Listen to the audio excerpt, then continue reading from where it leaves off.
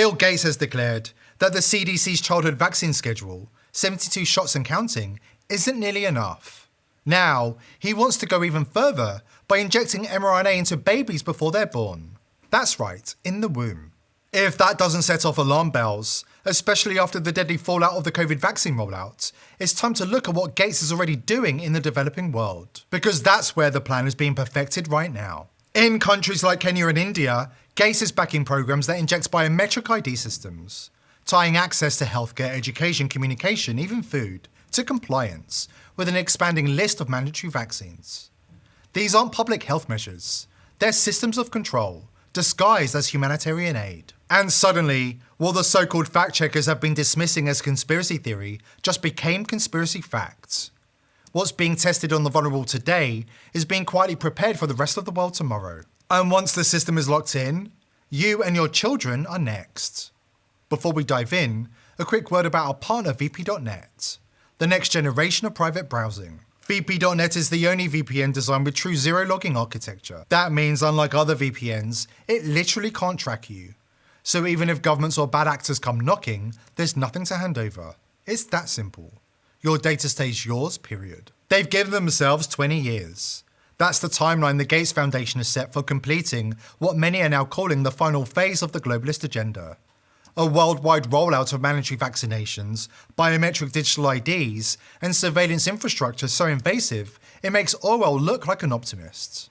And it doesn't stop at the living. According to Bill Gates himself, the future of public health includes forced vaccinating unborn children, injecting mRNA technology in the womb, and embedding microchips that will link directly to a child's digital identity the moment they're born. No consent, no choice, just a click of a button and you're in the system forever. This isn't speculation. This is their blueprints, their mission. And in the words of the Gates Foundation's own internal slogan for this phase, just keep going. Because that's exactly what they plan to do, until humanity has nowhere left to hide. In a recent press release, the Gates Foundation announced the dystopian plan to vaccinate babies in utero, while lauding the work of Dr. Shabir Madhi, a South African vaccinologist now developing what Gates is calling the new frontier in immunization, maternal vaccines, shots given to babies in the womb. What do you do when you're trying to stop babies from contracting a deadly respiratory virus like RSV? RSV is a leading cause of hospitalization for children. You keep going. So I've been working on the clinical development of RSV vaccines for just over 20 years. Keep going. Just in the past 2 years now, we've had 2 new interventions against RSV to protect babies in that first year of life. The promo video doesn't spell it out, it's vague, polished and sanitized for public consumption. But dig a little deeper on the Gates Foundation website and you'll find it. The first so-called intervention in their roadmap is nothing short of dystopian. Force vaccinating babies in the womb using mRNA technology.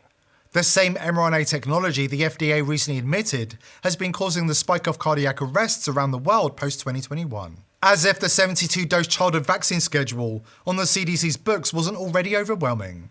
Bill Gates and his global health allies are now working on a prenatal vaccine regimen, a schedule for the unborn. Does this sound like progress to you? See, when you've dedicated your life to saving lives, you keep going. It's the excitement of knowing that when we make a difference, it's not only influencing the life of one child, but hundreds of thousands of children. Because in the face of every problem, there are people who prove that progress is possible. The Gates Foundation, partners of human potential. This is where it gets really dark. Because it's not just about injecting mRNA into unborn children. Bill Gates is now pushing for biometric digital ID, microchipped directly into the baby. Let that sink in. A child still in the womb, marked, tagged, with a digital identifier that links to a centralized system. Surveillance from before birth. Control from day zero. Now, if you think this sounds too wild to be true, you should know that he's already been caught doing it. For years, Gates has treated the developing world as his personal lab, testing grounds for high-risk pharmaceuticals, vaccine trials, biometric ID programs on the poorest and most vulnerable. And he's not hiding it.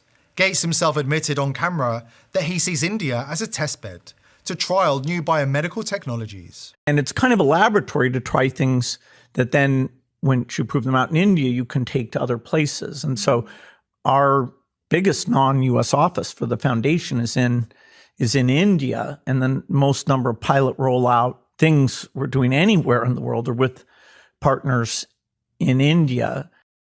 But as dark as his track record in India is, it doesn't compare to what he's doing in Kenya as we speak. In Kenya, the agenda has evolved. It's no longer just about vaccines or disease prevention, it's about digital population control. Partnering with NGOs and health ministries, Gates is backing programs that implant biometric ID systems, tying individuals' access to healthcare, education and even food to whether they're compliant with a growing list of biomedical requirements. Hold up, Kenya's trying to do what now? I mean, I read this in a book once and it didn't turn out too well. Check this out. Now let me just put it blatantly to you. The program targets the birth of new babies. So once you have your baby, before your baby leaves the hospital, you no longer get a paper birth certificate, but then you get a digital one that is somehow implanted somewhere on somebody's body. Think about that, but have a listen to this. The digital ID, which has been a big problem to us for a very long time, is now on a testing mode for the next 2 months. I have been assured by all the stakeholders led by the ministries concerned that by December we will be able to launch digital ID, where every Kenyan don't have to carry any paper, plastic or otherwise as an ID. They should be able to be identified digitally. We're taking things that are genetically modified organisms and we're injecting them in little kids' arms. They're calling it public infrastructure in their carefully worded press releases. We're calling it what it is, a prison without bars. Behind the language of inclusion, equity and sustainability lies a ruthless system of control. Because Gates isn't interested in freedom or health, he's interested in monopoly. Monopoly over food, over medicine, over movement, over data, over you. And it's not just theoretical. The control grid is already being perfected. Do you know it's illegal now for me to share my organic seeds with my neighbor? Yes, it's illegal by law. They even created now a law to give the international organizations rights through patenting of their seeds. Patenting of their seeds. Foreigners to patent their seeds here. And those are the seeds you must use, and you're not supposed to use any other seeds. And that's why there's that discussion of fake seeds, fake what. Today, organic seeds, Lynn, are called fake seeds because they are forcing us to go into the new world order agenda of what we call genetically modified seeds, GMO seeds. GMO seeds are lab-created seeds. They produce food, but with it comes so many factors that raise eyebrows.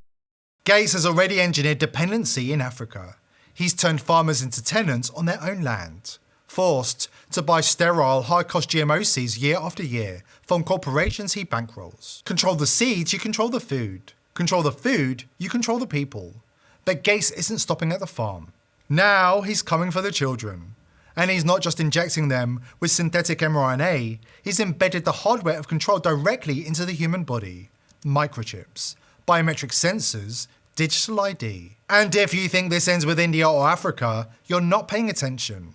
There is a plan, a coordinated global rollout to bring this technology to every corner of the world. We already know who's behind it. Now we are going to explain how they plan to trick parents into allowing microchips and digital ID systems to be implanted in their babies in the womb, all under the guise of health and safety. Before we go on, I want to talk about a health secret I recently discovered that the system really doesn't want you to know about. Have you ever wondered what happened to Chuck Norris? You know, the guy the system could never tame. I recently watched a video he dropped, and it floored me. The man is 84 years old, and he's still out there kicking ass, crushing workouts, and running circles around his grandkids. Meanwhile, the mainstream media wants you to think that we're all supposed to be popping big pharma pills and fading away by his age. Well, not Chuck. Here's the kicker, he's stronger, got more stamina and energy to burn, and it's all because of one change.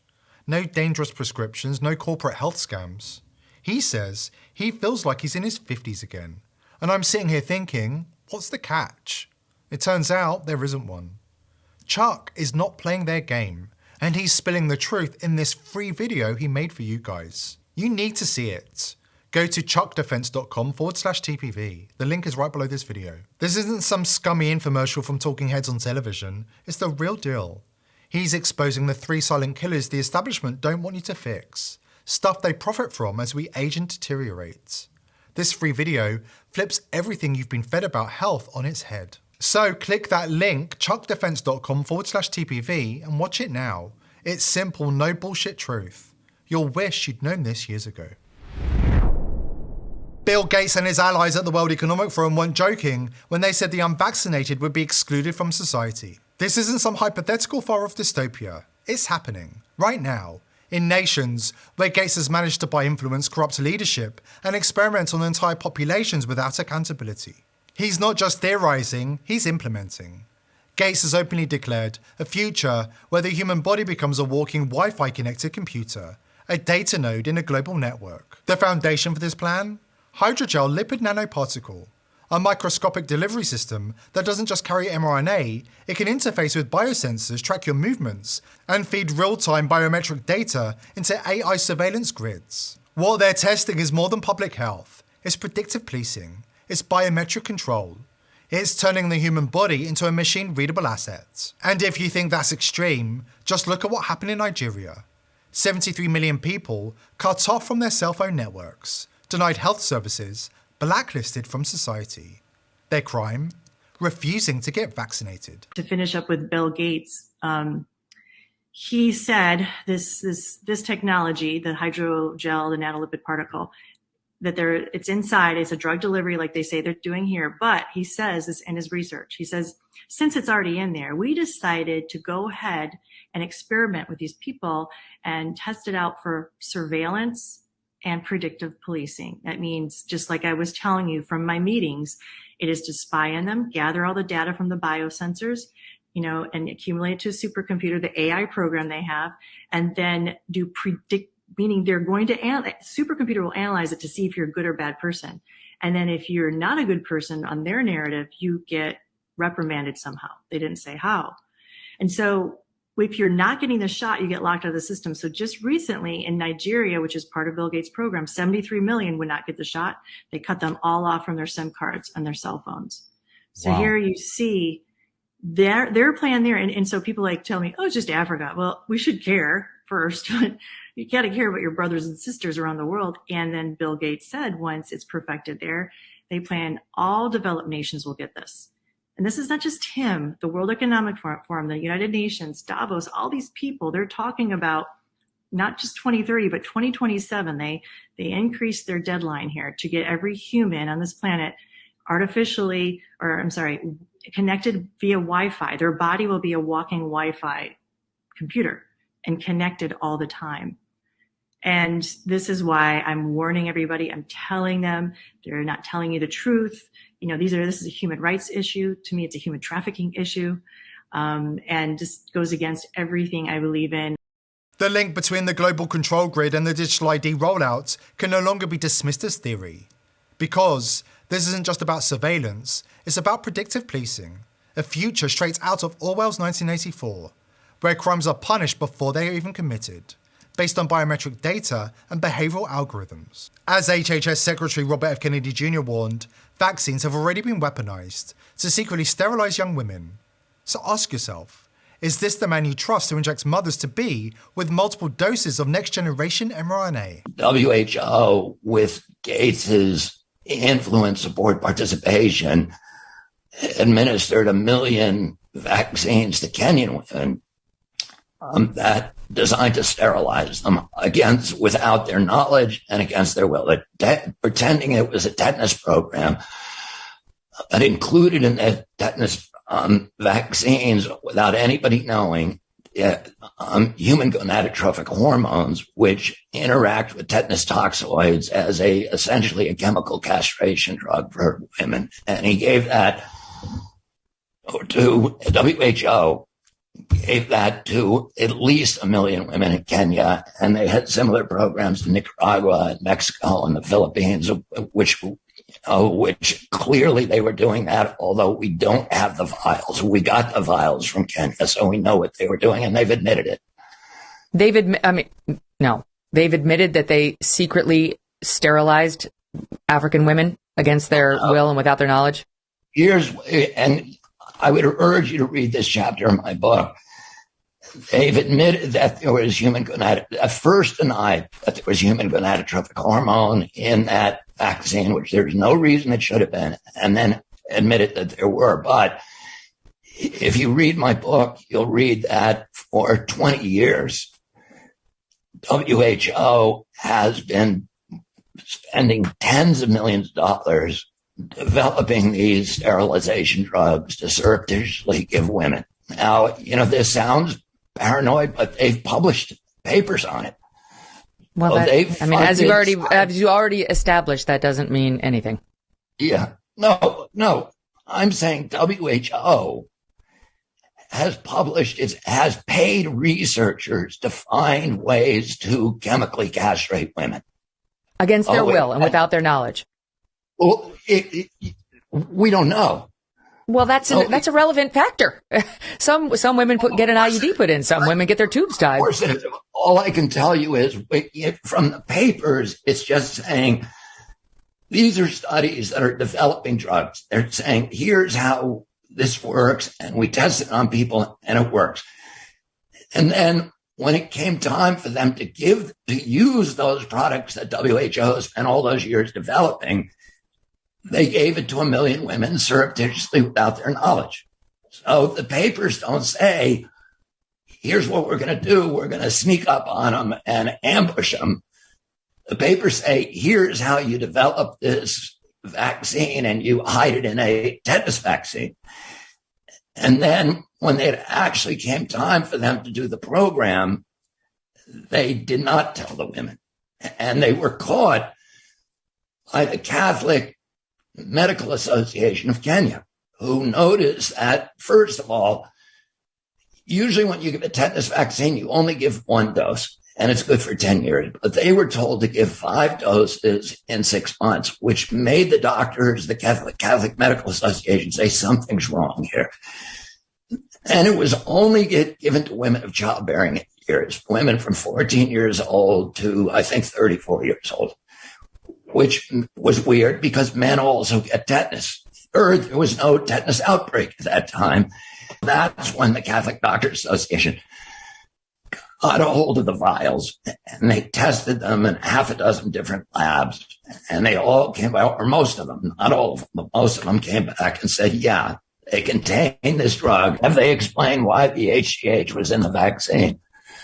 There's no reason to put it in the vaccine. Initially, they said it's not in there, and now they're saying in the current ones it's not in, but they admitted that it was in the ones that the Catholic Doctors Associations tested, and they could not. They said it's in there, but it wasn't put in there to sterilize women, and it's not in large enough. And they say it's quantity. safe. I mean, and they say that the vaccines are safe and that they're there to protect women and their newborn babies from tetanus. Yeah.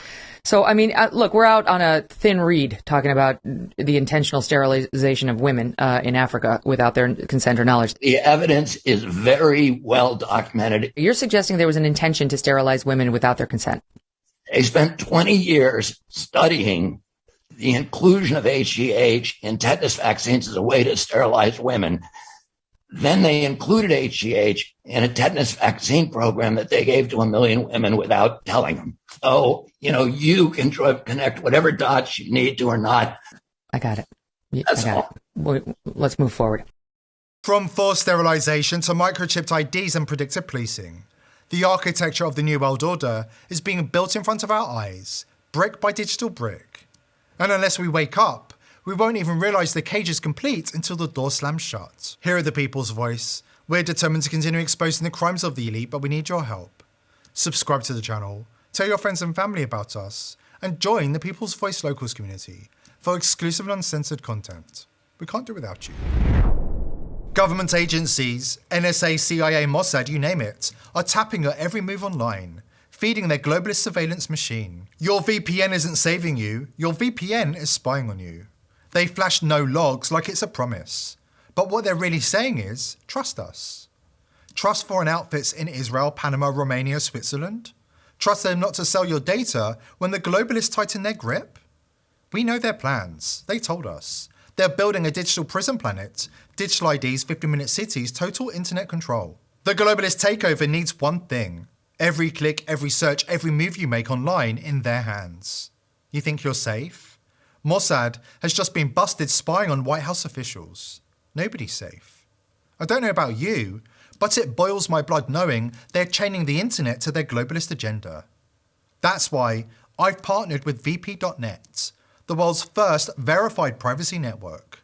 They don't promise trust, they prove it. Cryptographic proof in real time that they can't see your traffic. They can't see it, and neither can some tyrannical government, not even if they came with court orders and threats. Your data is locked in Intel SGX secure enclaves. Cryptographic vaults so secure, even the owners of VP.net are shut out. This isn't privacy by some flimsy policy, it's privacy by design, built to break their control. Once you see VP.net, you can't go back. Still using legacy VPNs in 2025? That's like wiring your brain straight into the surveillance matrix. Strike back against the digital overlords by visiting vp.net/TPV. It's privacy by design because the internet's their battlefield and vp.net is your shield.